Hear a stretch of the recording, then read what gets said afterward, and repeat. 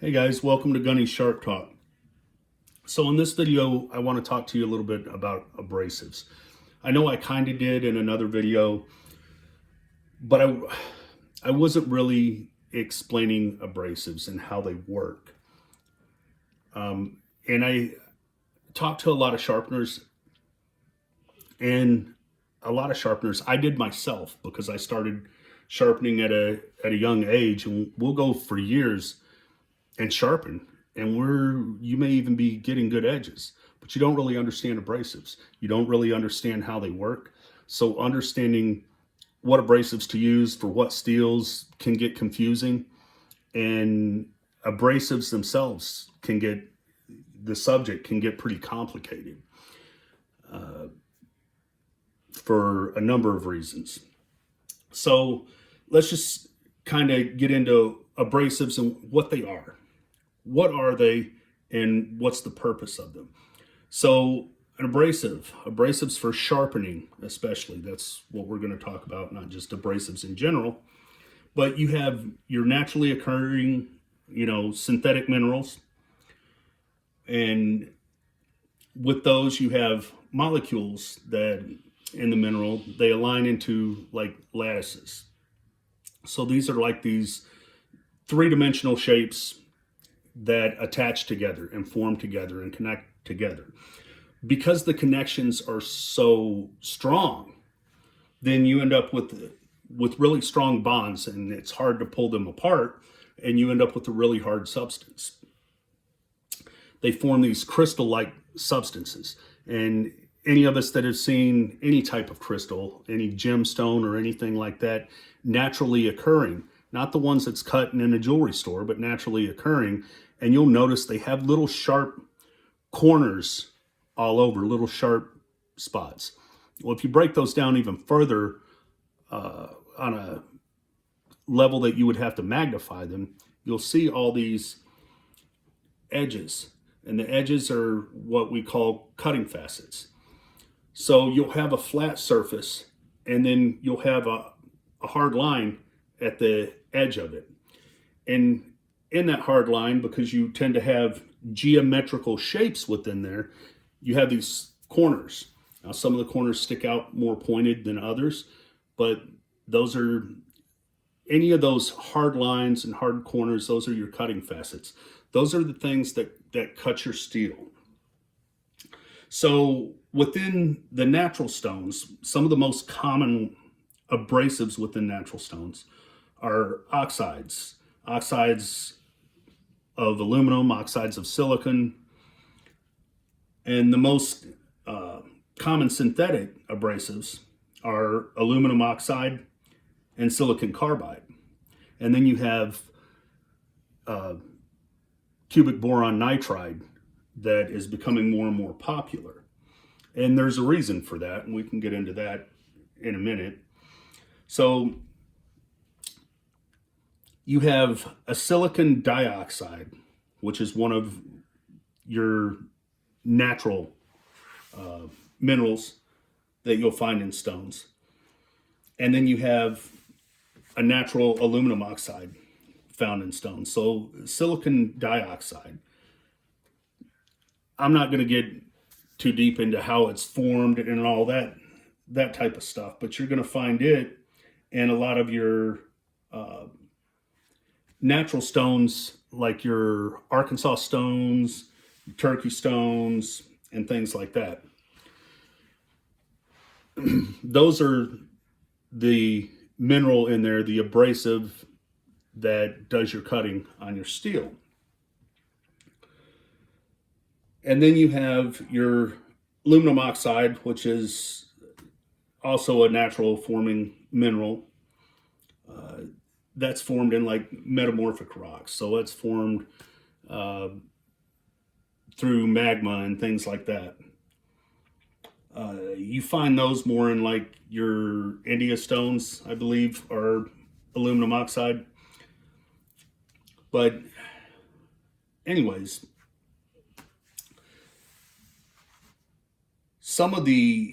you do have some natural forming silicon carbides, but those are from like meteorite impacts. So like the crater, there's a crater in Germany that has silicon carbides within the stones, and some diamonds. Arizona crater out there, same thing.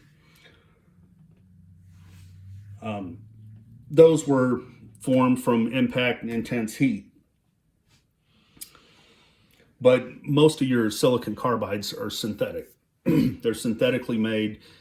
You'll have them made for like powders. They make them for sandpaper, things like that. Your crystalline stones, those are silicon carbide. The stones that come with like the TS Professional, those are silicon carbide. Not the Veneve that come with it, but the other basic stones that come with it. You have abrasives like chromium oxide, and those are usually in like stropping compounds or as a powder. As I said, the aluminum oxide is what they use in like India stones, Norton's India stones. You get that in Japanese water stones a lot. Your white stropping compound is aluminum oxide. And then silicon dioxide you get in most of your natural stones, you know, your Arkansas stones and things of that nature. So different abrasives obviously have different hardnesses. So different abrasives are going to cut better. Just the abrasive itself isn't the only factor into what stones perform well. The density of the stone, the amount of abrasive in it, the hardness of the binder, whether it's a natural binder, you know, in a natural stone, or it's a synthetic binder, makes a difference. Stones that the binder isn't as hard and it freely releases your abrasive tend to cut really fast, and they also tend to dish really fast. Your harder binders, some of those still tend to cut really well, like the aluminum oxide and the Sharpening glass series. Those cut really well. They don't dish very fast. And a lot of that has to do with the density of the stone and the amount of abrasive in it. You can have one that dishes really fast and it not cut well. It doesn't have a lot of abrasive in it, so there's not a lot of abrasive for it to release. Now, if it's, you know, really dense with abrasive and the binder releases the abrasive really easy, then you're going to have something that cuts really fast. You have more abrasive rolling around cutting. One of the reasons with natural stones you get such a nice, beautiful finish is because when they release the abrasive rolls around. And, you know, I've talked about this in other videos, where if you have a fixed abrasive and it doesn't come loose, then it digs in and it tears through. So it'll tear this metal out. If you have one that rolls around, it's going to dig in, but it's going to kind of roll through. So it doesn't cut as deep, but it also rolls around. If you have fixed abrasives, then they're in and they're cutting in a certain pattern. Now, you overlap that pattern as you're moving the blade across the abrasive or the abrasive across the blade, but it's still a fixed pattern. Where when you have stones that readily release abrasive, it's not a fixed pattern. They roll around, and that rolling around tends to polish. It tends to not leave these fixed deep scratches. That's why when I was talking about stropping and I talked about the pastes or oils that don't dry, they don't do so well for stropping, but they do really great for polishing. So to put them on a piece of metal and polish, they do really well because they don't dry. So you keep your abrasive rolling around on that metal and keep it polishing, keep it cutting. Now, I know grit can get very confusing, and we're not going to solve that in this video. Most of the grit when we say grit, 8,000 grit, 1,000 grit, most of us have in our head the JIS standard, but there's so many standards and so many companies that have a proprietary grit that doesn't line up with other companies and what they're using. It's really hard to tie down. So it's really hard to say 8,000 grit is 8,000 grit. It doesn't work that way. That's why you get one 8,000 grit stone and another 8,000 grit stone, and they cut totally different. One cuts like a 2,000 grit that you're used to, and the other one cuts like an 8,000 grit that you're used to. And that just depends on what grit rating they're using. You have like the FIPA rating, that Veneve uses and that Edge Pro uses. That grit rating, a 1,200 grit with that, is more like an 8,000 JIS grit. So it's going to cut more. A 1,200 is going to cut more like what you're used to it in an 8,000.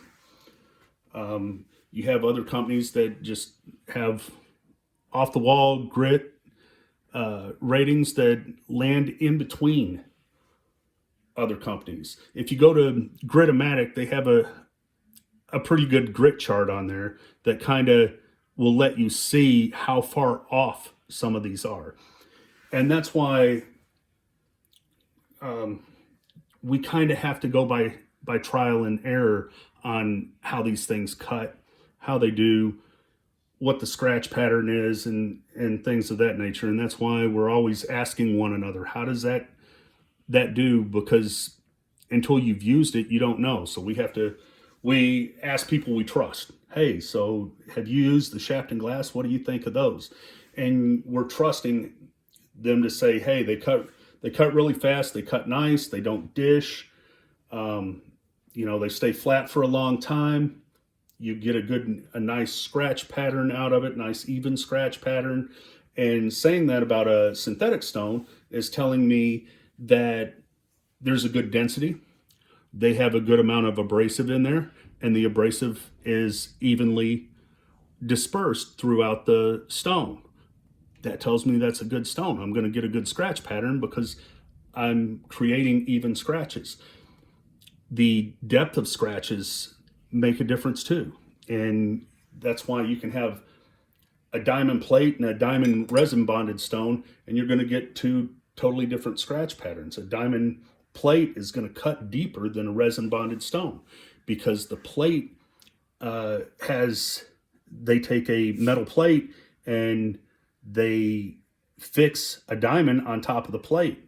Well, you're going to get the same width of a cut. So your micron size or whatever may be the same width, but you're going to get a deeper cut. So the depth isn't going to be the same.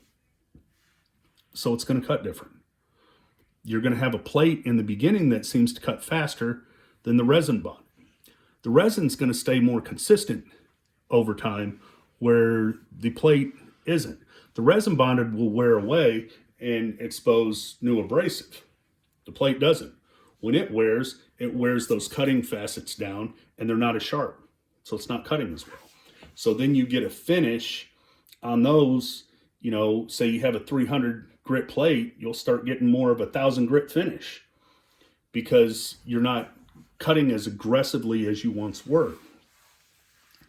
I've talked before about the difference in the CBN in diamonds.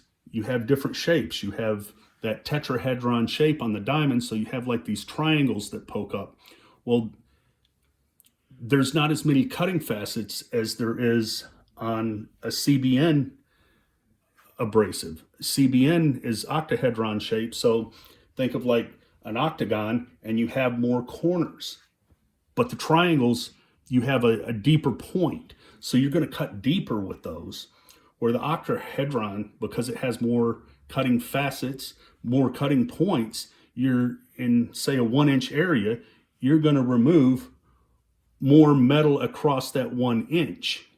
Now with the diamonds, you may actually take off as far as weight, how much powder metal comes loose, may be just as much with the diamond, but it's not as even across there, and because you're cutting deeper. You'll eventually even it out by moving your abrasive around, but the diamond's cut deeper.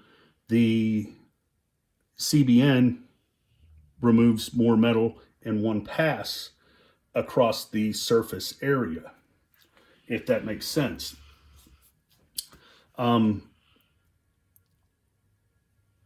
Within the abrasive, you can have two abrasives that actually have the same micron size abrasive,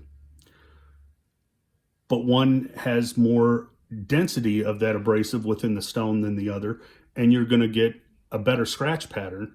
It's going to cut faster.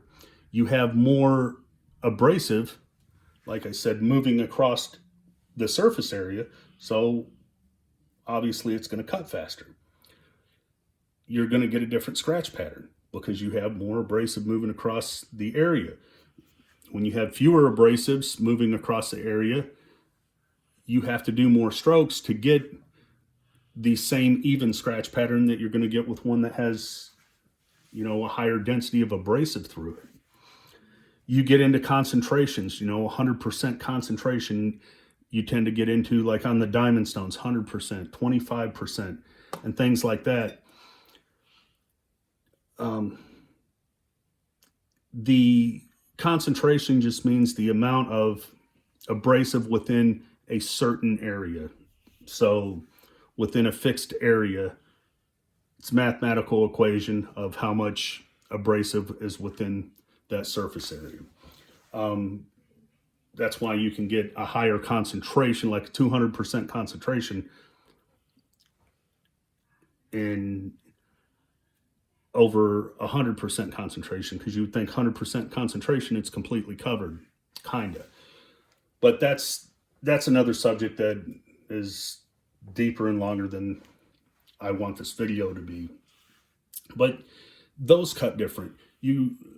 As an example, the Veneve OCB stones, you have the 1200, you have a 50, and you have a 100, or a 25, rather, a 50 and a 100. Your 25% concentration, 50% concentration, 100% concentration. Your 25% polishes better. And if you look at the metal removed on there, it looks like it's cutting faster. And if you talk to companies that make the like diamond abrasives, they'll tell you they always told me I'd get a better polish with 100% concentration. I'd cut faster with 25, where like with the Veneve, I don't find that to be true. I polish better with the 25, and maybe even cut a little faster. I get a better, like more aggressive edge left with the 100% concentration. And after that 100% breaks in a little bit, and you've lapped it a couple times and you've used it on several knives, the 100% polishes really well too. So a lot of people are going to want that extra bite to the edge, so they'd rather go with the 100%. And then some are wanting that real mirror polished and they want to go with 25. You can get there with the 100%. It just takes you a little longer. So out of the two, I guess that's the direction I would go. I really like the 25%, but I'm not trying to make this about any certain stone.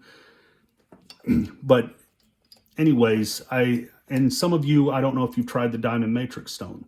The Diamond Matrix really is good about removing scratches from previous stone because they have a good, even distribution of diamond in them. They don't seem to cut real deep, but they cut real well. And they polish really well. The downside to using them all the way through a sharpening is you don't tend to have that bite left on the edge that you get with, say, a Veneve. Metallic bonded versus diamond plates, you have your metallic bonded diamond or CBN. Your abrasive is completely embedded in this, in a molten metal, and then it's hardened. They're in a mold and they're flat, and these plates are cut from them, and you have abrasive all throughout. That's why you can etch them and expose new abrasive. But because they're embedded and not setting on top of the surface, they don't cut as deep as a plate. But as they wear, you can expose new abrasive, so you can keep these still cutting the same, where when a plate wears out, the plate wears out. And like I said in the beginning, the plate's going to be a lot more aggressive. But you're also going to pull more diamonds out of the plate because of the way it's fixed on there. With lapping films, you get a really, really even distribution of an abrasive on it, whether it's diamond or aluminum oxide or whatever they use on that particular lapping film. You get such an even distribution. It's that even distribution is what gives you such a good polish, because you're evenly removing metal in each stroke, and as you come back across, it's easier to remove scratches. It's easier to make sure you hit every scratch on there than it is, with a stone. It's hard. It's really difficult to get that even of a distribution of an abrasive in a stone, next to impossible. Where here you could almost spray it on and evenly coat it like a paint and get an even distribution. Not saying that's how they apply it. We can get into that in a different video. But now that we've kind of went across the gamut of abrasives, we can talk a little bit about, what to use and why, or in things like that, or why people use certain ones with certain things. Diamonds and CBN are obviously getting to be more and more popular. And part of that is because of the technology. The technology's come a long way. When they just had diamond plates out, you couldn't get the same finish that you could off of a ceramic stone or a natural stone. When they first started coming out with ceramics, those didn't do as well as natural stones. People preferred the natural stones.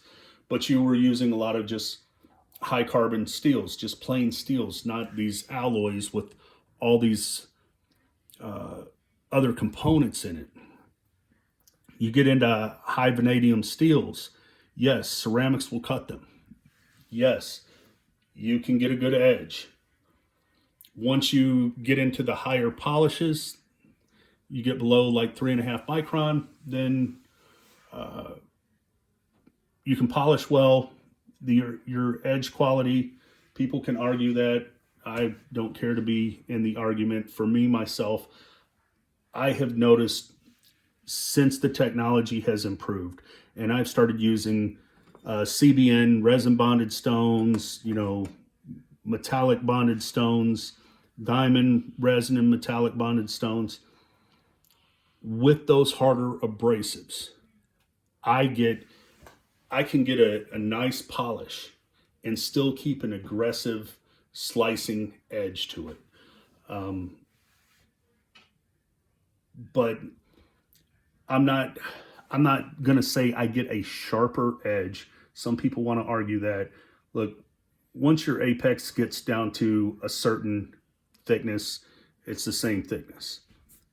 Sharp is sharp once you're at that point. But I feel like I get more defined little microscopic serrations with a diamond or CBN sharpening than I do with just a ceramic or other sharpening. So I do tend to get a more aggressive edge, at least on the higher vanadium steels. I feel like I do on all, but I've tested those more and it seems to hold true, at least for me. Everybody's different. Part of that could be technique. I don't know. I haven't figured in all the factors that make a difference. I just know what I like and why I use it. But that gives you a little bit of history about some of these abrasives. And I would encourage you to hop on Gritomatic's website and pull up any one of their stones and look. They'll give you a grit chart. Pull up that grit chart and take a look at it. And you'll see what I'm talking about with grit ratings being all across the board. So this video would be way too long if I got into every grit rating that I happen to know in my head. I just encourage you to look at the chart, and it gives you a general idea and how confusing all of that can be. So I just wanted to throw a little information out there so you kind of understand. I'm using these abrasives. What are they? What is this stone? What is this stone? What is this stone? So start looking for that. Look to find out whether it's a natural stone, whether it's a silicon dioxide stone, whether it's a silicon carbide stone. Look at those things, and then as you test some of those types of stones on your knives, you can get an idea of what you like the best. What I like the best is not necessarily going to be what you like the best. We all like different edges. Yes, a lot of people like the high polished, hair whittling edge. Some people like a really toothy edge. And I encourage you to kind of experiment. That's part of the fun of sharpening, is experimentation and finding out what I like. What from these stones do I like? Do I like them to be a 3,000, a 5,000 grit edge, or do I like to stop at 600 and strop? Do I like to just come off the stone? Or, do I want to take it up to 10,000 grit and then strop it and make it as refined of an edge as I possibly can? Do I want that ceramic polish, or do I want that extra little bit of bite I feel like I can get with the diamond or the CBN? That's part of the fun of experimenting. So I just wanted to make a video to give you a little information as you experiment, so you kind of can start putting the pieces of the puzzle together for yourself and understand what some of these things are doing and why. Anyways, if you would like and subscribe, the more subscriptions we get, the more encouraging it is to keep doing these videos for you guys and to keep trying to pump out information. I know this video is kind of long. Hopefully it was informative. But like I said, if you would, please like and subscribe. Please comment. Give me some feedback. Ask questions. I'm always more than happy to ask questions. Like I've always said, you guys can look me up on Facebook and message me. I get people that message me all the time, and I do my best to answer everybody's questions. Again, have a good night. Thanks for watching.